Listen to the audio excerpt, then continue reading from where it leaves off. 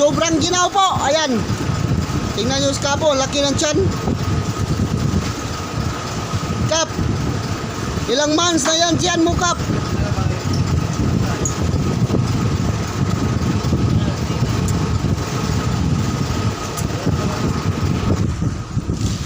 Ayan po mga drivers, no. Tatlong bangka lang po kaming naiwan dito ngayon sa Santuari kasi kanina po pag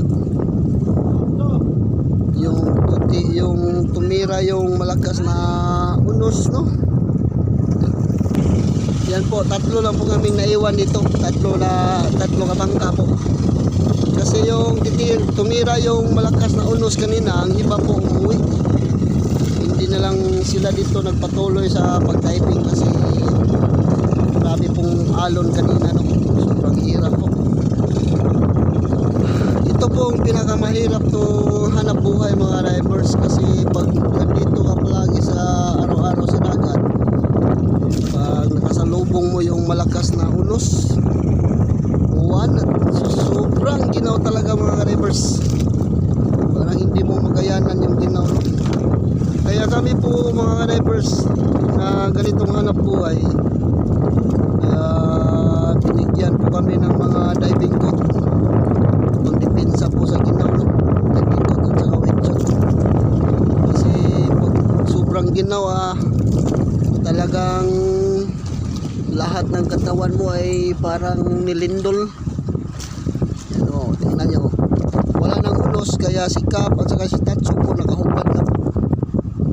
Yan. Kaya kanina po sobrang dilim at saka sobrang lakas ng ulan. Kaya ngayon, ayan, malinaw na po yung kalangitan, no? Yan. At nagpakita si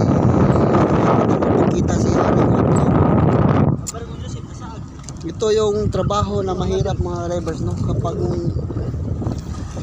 maalon at saka malakas pa yung hangin at saka ulan po, grabe, sobrang hirap talaga.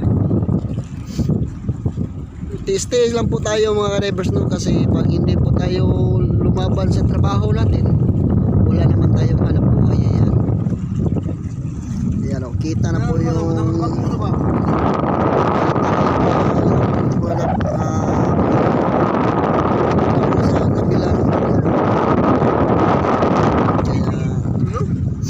mamaya siguro mga divers punta kami ng floating restaurant, doon po sila mananghalian kaya hindi po kami naghanda ng pagkain nila ngayon. Mamaya po mga divers pag-angat na lang. Okay, thank you for watching mga divers.